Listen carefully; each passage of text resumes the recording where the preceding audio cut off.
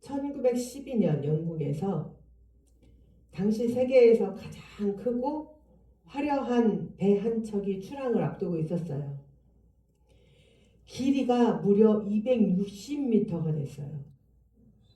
그 배 안에는 초호화 시설과 또 유락시설, 안락시설이 있었어요. 그래서 수영장과 연회장, 또 이 배는 그만큼 가격이 너무너무 비쌌기 때문에 아무나 탈 수가 없는 초호화 유람선이었어요. 그래서 이 배를 타는 귀족들이 쉴 수 있는 객실은 마치 궁궐을 연상케 할 정도로 멋지게 꾸며놨어요. 이 배가 출항을 앞두고 있을 때 이제 많은 사람들이 이 배를 와서 구경을 하면서 또 이 배에 대해서 아는 사람들이 이렇게 말을 했어요. 인류 최고의 기술이 만들어낸 절대로 침몰하지 않을 배. 그리고 마치 그 배는 그 말의 뒷받침이라도 하듯이 유용 있게 서 있었어요. 그 배가 바로 그 유명한 타이타닉호입니다. 그러나 그 자부심은 사람들을 교만하게 만들었어요. 그리고 얼마나 교만과 오만으로 똘똘 뭉쳤는지 배가 출항하는 데에 안전장치인 구명보트를 승객의 절반밖에 싣지 않았어요. 그리고 이제 출항을 했어요. 그런데 그들의 오만과 교만은 대서양 한복판에서 거대한 빙산을 만나는 순간 그 모든 자랑이 한순간에 무너지고 말았죠. 당시 타이타닉호에는 2,000명이 넘는 사람들이 타고 있었다고 해요. 그런데 빙산에 부딪힌 지 불과 몇 시간 만에 무려 1,500명이나 되는 사람들이 그 차가운 바다에서 목숨을 잃고 말았죠. 앞으로 닥쳐올 위험을 전혀 인지하지 못한 인간들의 미련한 교만은 결국 안전불감증이 되었고 그들의 목숨을 앗아간 가장 큰 올무가 되어버렸어요. 오늘 본문 말씀의 기드온은 미디안의 왕 누구? 세바와 살문나를 직접 처단을 했죠.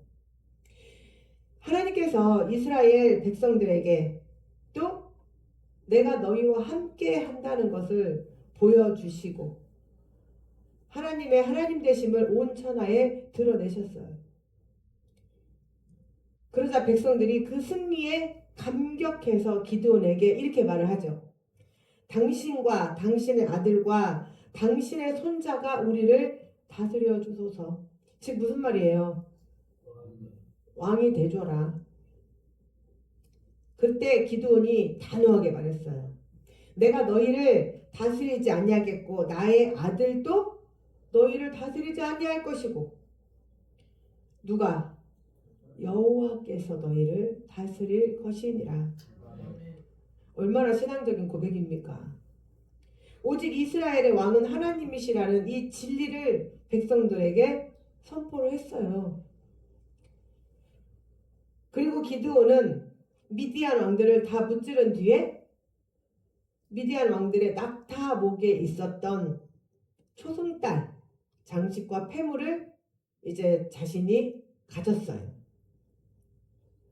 그들이 입고 있던 자색 옷을 자기 수중에 넣었고 또 백성들에게 전리품으로 얻은 금 귀고리를 내놓게 해서 무려 1,700세겔이나 얻었다고 해요. 그런데 기드온이 그 금으로 하나님을 위하고 또 하나님을 섬기려는 마음으로 에봇을 만들어서 자기 성읍 오브라에다가 모셨어요. 그런데 희한한 일이 벌어졌어요. 기드온이 만든 이 에봇을 이스라엘 백성들이 마치 우상을 섬기듯이 음란하게 따랐다는 거예요. 그리고 이 일로 인해서 기드온과 그의 집에도 올무가 되어버렸어요. 사랑하는 성도 여러분, 이게 무슨 일일까요? 하나님을 위하고 하나님을 섬긴다는 명목으로 에봇을 만들어서 자신의 성에 놓았는데 오히려 그것이 올무가 되었다? 왜 그것이 바로 기드온의 덫이 되었을까요? 기드온이 전리품으로 취했던 이 초승달 장식, 이건 단순한 장식과 아니에요. 달 숭배 사상과 연결된 상징물이에요.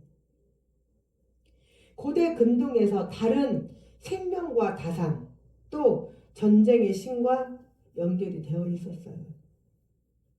특히 미디안이나 아말렉 같은 유목 민족은 초승달을 신성시했어요. 그래서 왕들의 목에 초승달 장식을 걸어서 다녔던 거예요. 오늘날 이슬람 상징이 뭐죠? 초승달. 그 뿌리가 고대 아라비아 지역의 달신 숭배와 이어져 있다는 연구 결과가 있습니다. 따라서 기드온이 취한 초승달 장식은 단순한 전리품이 아니라는 거예요. 이방 종교 권세의 상징이었던 거예요. 그래서 27절 말씀에 언급된 이 초승달 장식, 자색옷, 또 사슬은 단순한 장식이 아니라 왕권, 달신 숭배, 우상적 권위를 암시하는 세트였어요. 기드온이 그런데 그것을 취했다는 것은 겉으로는 하나님께 영광을 돌려드린다고 하면서 문화적, 정치적으로 그런 모든 이방 문화를 흡수해서 그것을 뻔보고 자기 영광으로 삼은 거예요. 그렇다면 기드온이 만든 그 에봇은 무엇이었을까요? 이 에봇에 대해서 출애굽기 22장에 대해서 너무 자세하게 잘 나와 있어요. 이 에봇은 대제사장이 입는 옷이에요. 저희 뒤에 보면은 파란색에 이렇게 누구 한 사람 입고 있는 옷이 있어요. 성막 보면. 이 에봇은 하나님께 뜻을 묻고 하나님께 제사를 지내기 위해서 대제사장 한 사람만 입을 수 있는 옷이었어요. 이 대제사장의 가슴판, 이 가슴판 안에는 하나님의 뜻을 분별하고 판별할 수 있는 우림과 둠밈이라고 하는 두 개가 이 속에 들어있어요. 그래서 하나님의 그 인도하심을 구했죠.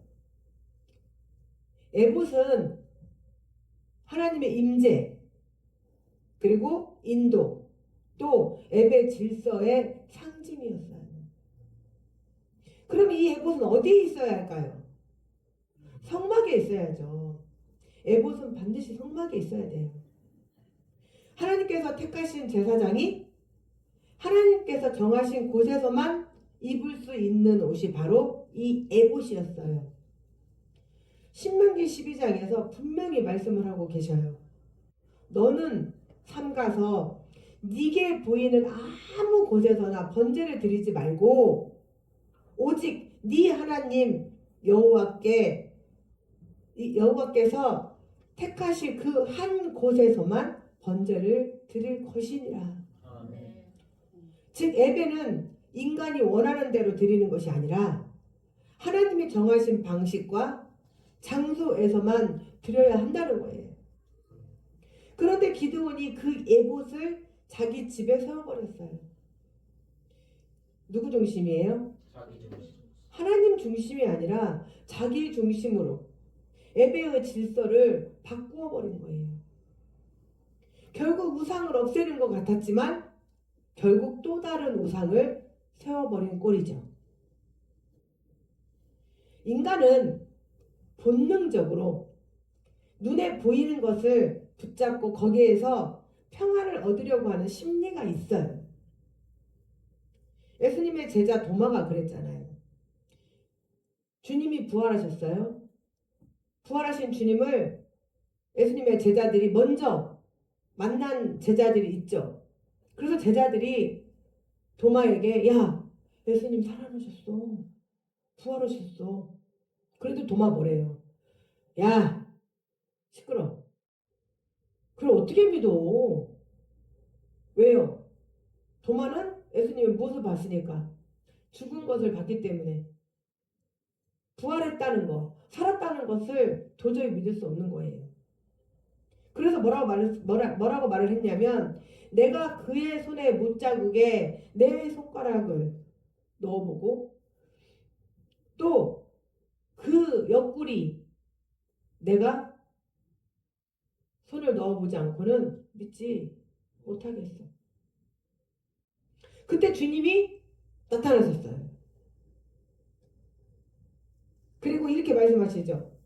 네 손가락을 이리 내어 내 손에 넣어보고 네 손을 내밀어서 내 옆구리에 넣어봐.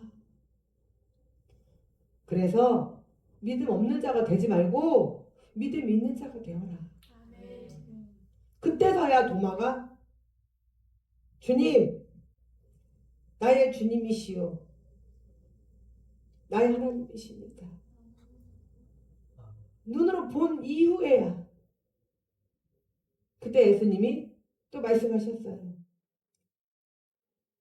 너는 나를 본고로 믿느냐? 보지 아니하고 믿는 자는 복되도다. 아멘. 사랑하는 성도 여러분, 이 말씀이 오늘 우리에게도 주시는 경고예요. 우리는 자꾸 눈에 보이는 현상, 만져지는 것, 또 잡히는 것을 통해서 안심하려고 해요. 그러나 주님이 말씀하셔요. 보지 못하고 믿는 자가 복되도다. 아멘.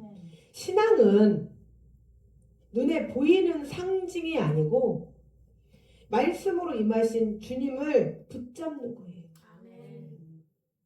그러나 말씀으로 주님을 붙들지 못하면 신앙은 껍데기뿐이에요. 예수님이 또 말씀하셨어요. 이 백성이 입술로는 나를 공경하되 마음은 내게서 멀도다. 오히려 우상이 하나님과 전혀 다른 형태로 나타나면 우리는 쉽게 속지 않아요. 그러나 문제는 하나님인 것처럼 나타날 때 그때 우리는 속아 넘어가고 결국 올무에 걸린다는 거예요. 이스라엘 역사 속에서 이스라엘 백성들의 그 반복되는 죄악의 모습을 우리는 성경의 말씀을 통해서 보게 되죠. 모세가 출애굽한 이스라엘 백성들을 이끌고 이제 시내산에 왔어요. 그런데 하나님께서 이스라엘 백성들이 살아가는 동안 이제 그들이 지켜야 할 법규, 그 계명을 주시기 위해서 모세에게 시내산으로 올라오라고 하셨어요. 그죠? 그랬더니 모세가 이제 하나님의 명령을 듣고 혼자 시내산에 올라갔어요. 그런데 무려 며칠 동안 40일 밤낮이 지나도 오지 않아요. 백성들의 마음에 뭐가 찾아왔을까요? 불안이 찾아왔어요. 불안이. 그래서 아론에게 우르르르 몰려가서 너 일어나. 그리고 우리를 인도할 신을 만들어내. 무엇을 보기 위함이에요? 자신의 눈에 하나님이라는 그 신을 만들어내. 왜 그런다고 그랬어요? 이집트에서 그들은 무엇을 섬겼어요? 금송아지. 또 그 외에 온갖 잡다한 신. 눈에 보여요, 안 보여요? 보여요. 하나님은 보여요, 안 보여요? 안 보여요. 히브리서 말씀에 뭐라고 말씀하셨어요? 믿음은 바라는 것들의 실상이요 보지 못하는 것의 증거라고 하셨어요. 우리가 삶을 살아가다 보면 보이지 않는 것, 하나님은 틀림없이 나를 축복하신다 하셨어요. 우리 성산 주일반교회를 틀림없이 하나님의 계획하신 가운데에 들어쓰신다고 하셨어요. 그런데 보이지 않아요. 믿어지지 않아요. 그런데 믿는 것이 신앙이라는 거예요. 믿고 나아갈 때 하나님께서 그 증거를 보여주신대요. 너희의 하나님 만들어내. 우리를 이끌고 가는 하나님 만들어내. 그때에 아론이 뭐라고 해야 했을까요? 믿고 기다리자. 우리 하나님은 눈에 보이는 하나님이 아니라 눈에 보이지 않는 하나님은 아니지만 너희들을 반드시 이끌어 내실 것이고 이제 산에 올라간 모세는 내려올 것이다. 그렇게 해야 맞잖아요. 그렇죠? 그런데 어떻게 했어요? 아론이 너희 아내와 너희 자녀들의 귀에서 금 귀고리를 빼어 내게로 가져오라. 그러자 백성들은 곧바로 자기들의 금을 벗어서 다 아론에게 가져갔어요. 아론이 그 금을 받아서 불에 녹여가지고 송아지 형상을 만들었어요. 그런데 아론이 나중에 모세가 와서 책망할 때 뭐라 그랬어요? 금을 넣었더니 송아지가 튀어나왔다 그랬어요. 틀림없이 성경은 만들었다고 했죠. 자, 생각을 해보세요. 얼마나 우스워요. 아니, 내가 이 컵을 만들어 놓고 내가 이거 신이라고 매일 아침에 여기다 찬물 떠놓고 기도하고 나를 지켜달라고 웃겨요, 안 웃겨요? 웃기죠? 이거 새 닮은거 대한이도 여기다 대고 절하라면은 헤 웃기다 하고 안 할 거예요. 그런데 내가 만든 게 무슨 신이에요? 내가 만든 게 신이라는 게 가소롭지 않아요? 우리가 만든 게 신이라는 게 가소롭지 않아요? 그 마음에 안 들면 얼마든지 불에다 넣고 녹여버릴 수 있잖아요, 다시. 그게 무슨 신이냐는 거죠.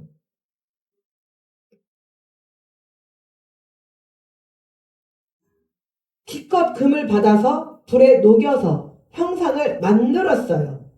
그래놓고 백성들 앞에서 외쳤어요. 이스라엘아, 이는 너희를 애굽 땅에서 인도하여 낸 너희의 신이다. 이들은 하나님을 버린 것이 아니에요. 우리는 말씀을 읽으면서 착각할 수 있는 것이 이스라엘 백성들이 하나님을 버렸구나 라고 생각할 수 있는데 아니에요. 이들은 하나님을 버린 것이 아니라 하나님을 대신할 무언가를 눈에 보이는 형상으로 만들고 붙들었던 거예요. 그 순간 금송아지는 경건을 가장한 우상이 되어서 이스라엘 백성들을 올무에 묶어버린 거죠. 생각해보세요. 금송아지가 하나님을 대신할 수 있습니까? 이스라엘은 하나님을 섬긴다고 했지만 금송아지가 하나님이라고 하고 하나님을 대신해서 금송아지를 섬겼어요. 그러나 그들은 하나님을 섬긴다고 했어요. 그렇지만 실제로 하나님을 빙자해서 또 다른 우상을 세운 것에 불과할 뿐이에요. 겉으로는 예배 같아 보이지만 실상은 우상의 형상 앞에 무릎 꿇은 꼴이죠. 이단들이 그렇잖아요. 하나님 앞에 예배를 드린다고 하면서 하나님의 자리에 누가 있어요? 이단 교주가 있잖아요. 기드온의 에봇도 마찬가지 사건이라는 거예요. 그는 입술로는 여호와께서 너희를 다스리시리라 고백하고 그리고 금귀고리를 모아서 에봇을 만들어서 자기 집에 두었어요. 그리고 그것이 하나님을 대신할 수 있다고 착각했어요. 그러나 그 에봇은 양의 탈을 쓴 늑대처럼 자기와 이스라엘 백성을 꽁꽁 묶어버리는 올무가 되어버렸죠. 하나님이 아닌 거짓에 속아버린 거예요. 마귀는 결코 추악한 얼굴로 다가오지 않아요. 오히려 우리를 위하는 척. 그러나 그것이 사실은 우리를 넘어뜨리는 덫이 된다는 거예요. 편안함이 우리를 살려주는 것 같지만 오히려 영혼을 잠들게 하고, 성공이 우리를 높여주는 것 같지만 오히려 하나님을 잊게 만들죠. 마귀는 이렇게 광명한 천사처럼 다가와 우리를 속여요. 예수님께서도 경고하셨어요. 끝날에 거짓 그리스도들과 거짓 선지자들이 일어나 큰 표적과 기사를 보여 할 수만 있으면 택하신 자들도 미혹하리라. 이게 무슨 말이에요? 성도들도 자유롭지 않다는 거예요. 교회 아니라고 해서 자유롭지 않다는 거예요. 제가 방금 뭐라고 그랬어요? 마귀가 악하고 추악한 얼굴로 나온다고 그랬어요? 아니라고요.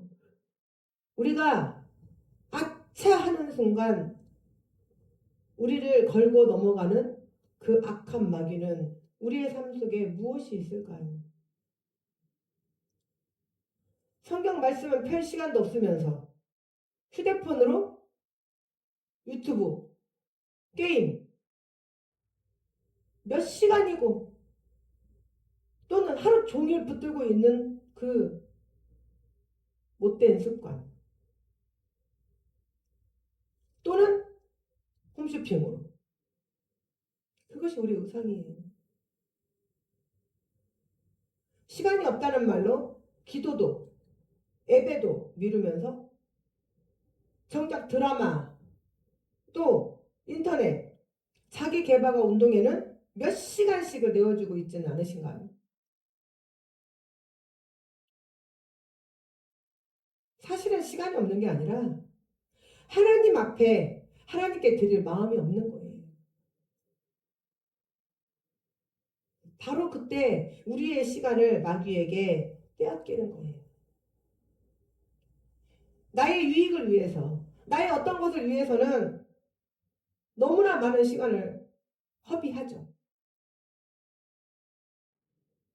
내 삶에 한번 시간 계획표를 다시 한번 세워보세요. 내가 과연 하나님 앞에 드리는 시간이 얼마나 되는가? 그리고 우리는 복 주세요 하잖아요.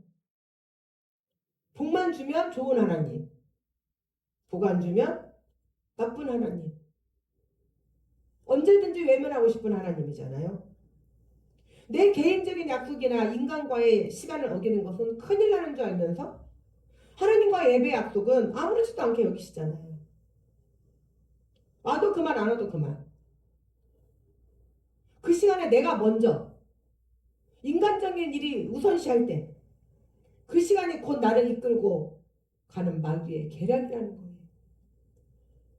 우리를 자꾸 끌고 가는 우상은 마귀는 멀리 있지 않아요. 바로 내 옆에 있어요. 내 삶 속에서, 나를 이끌고 가는 속에서,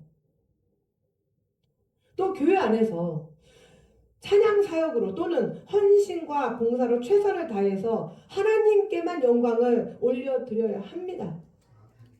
그러나 그 자리에 나를 드러내고 사람들이 알아주기를 바라고 사람들에게 인정받으려고 하는 마음이 앞선 순간, 그것은 하나님을 향한 열심과 헌신이 아니라 나를 올무에 걸리게 하는 우상이 되고 말아요.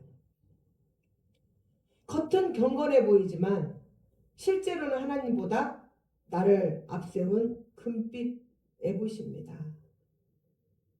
성경 말씀에 나오는 이 에봇이 기드온이 세운 그 1700세겔이라는 에봇만으로 거창하게 우리에게 올무를 거는 것이 아니라 나의 사소한 습관, 나의 모든 행동, 이런 거 하나하나가 나를 이끌고 가는 올무이고 나의 덫이라는 거예요. 사랑하는 여러분, 주님을 위한 분주함은 헌신이에요. 그러나 나를 드러내려는 분주함이 곧 우상이라는 거예요.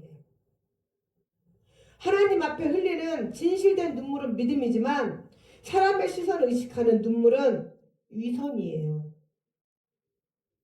하나님께 올려드리는 찬양은 경배이지만 나를 드러내려는 찬양은 올무예요. 이런 모든 것들이 얼마나 내 주변에서, 내 삶에서, 내 생활에서, 내 교회 안에서 우상이 마치 하나님처럼 우리에게 경배를 받고 있었던지. 사랑하는 성도 여러분, 참된 왕은 눈에 보이는 금송아지도 화려한 에봇도 아니에요. 우리 왕은 십자가에서 우리를 위해 피 흘리신 예수 그리스도 한 분이십니다. 아멘. 이 세상의 그 어떤 것도 주님을 대신할 수 없어요. 내가 이 땅에 죽어 주님 앞에 가는 그날까지 나와 함께 하실 수 있는 분은 오직 하나님 한 분뿐이세요. 아멘. 내가 약해 있을 때에도 나에게 힘을 주시고 아멘. 내가 두려움에 떨 때에도 두려워하지 마라 위로하시고 아멘. 내가 그 말씀을 믿고 의지하며 나아갈 때 지금 내 눈에는 아무것도 보이지 않지만 믿음은 보이는 것을 바라는 것을 실상이라고 하셨으니 내가 믿고 바라는 대로 나아갈 때 아멘. 나의 질병이 치유됩니다. 아멘. 그리고 내 삶이 나아집니다. 아멘. 내 삶이 회복게 됩니다. 아멘. 우리 성산 주일방교회가 부흥게 됩니다. 아멘. 그러므로 이제 우리의 마음과 시선을 오직 주님께만 우리는 올려드리고 아멘. 이제 무엇이 나의 삶의 우상이었는가? 내가 예배 나오는데 방해되는 것? 내가 하나님께 영광 올려드리는데 방해되는 것이 무엇인가? 이제 아셨으면 그 모든 것들을 이 시간 제거하시기를 바랍니다. 아멘. 그리고 다시 한번 마음가짐을 다지셔서 내 안에 있는 악한 우상, 내 안에 있는 모든 쓴뿌리, 그리고 내 안에 있는 모든 마귀의 습성을 내어버리고 아멘. 이제는 하나님만 바라보며 나아가겠노라고 다 같이 두 손 들고 하나님 앞에 고백으로 나아가도록 하겠습니다.